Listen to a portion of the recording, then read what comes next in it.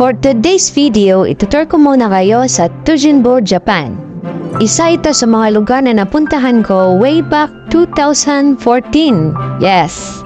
Alam nyo ba na ang Tujinbo ay nakakalula kasi sobrang taas ng mga cliff. Takot pa naman ako sa heights kaya hindi ko siya kayang tignan sa baba.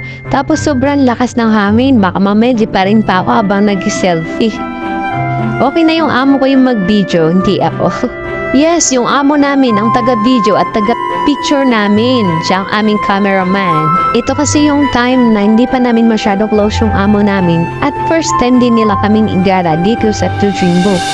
Sobrang bait nila na after ng trabaho namin, aayain pa nila kaming kumain sa labas. Pag wala naman kaming pasok ng Sabado at Linggo, ayan, igagala nila kami kung saang-saang lugar. O nga pala, pagpasok mo pa lang sa entrance na to, maaamoy mo na yung mga mababangong pagkain nila. Ang sasarap, lalo na yung kani. Kani ang tawag nila dun sa parang iniihaw na alimasag. Ano bang itsura ng alimasag dito sa atin kumpara sa kanila? Malalaki ang sipit na makahabang payat pero mataba. So yun, ang bango-bango, mga inihaw na pusit, alimasag, lahat ng mga seafood. Pero hindi kami kumain dyan.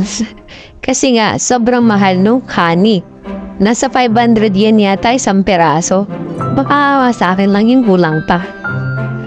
Ito nga pala yung tinatawag nilang Long Red Bridge. So kahit tingin yan, nalulula pa rin ako kapag naglalakad dyan. Tatlo lang nga pala kaming mga Filipino sakay siya. Mas kasama namin yung mga amo namin na gumagala. Kaya nahihiya kaming bumili kahit may gusto kaming bilhin. Nakikiamoy-amoy na lang. Pero generous yung mga amo namin kasi after nila kami igala, bibigyan nila kami ng tig-isang dapat pang grocery tapos kakain pa kami sa labas. O diba, nag-enjoy ka na, busog ka pa, tapos bibigyan ka pa nila ng extra money. Ganun sila kabait.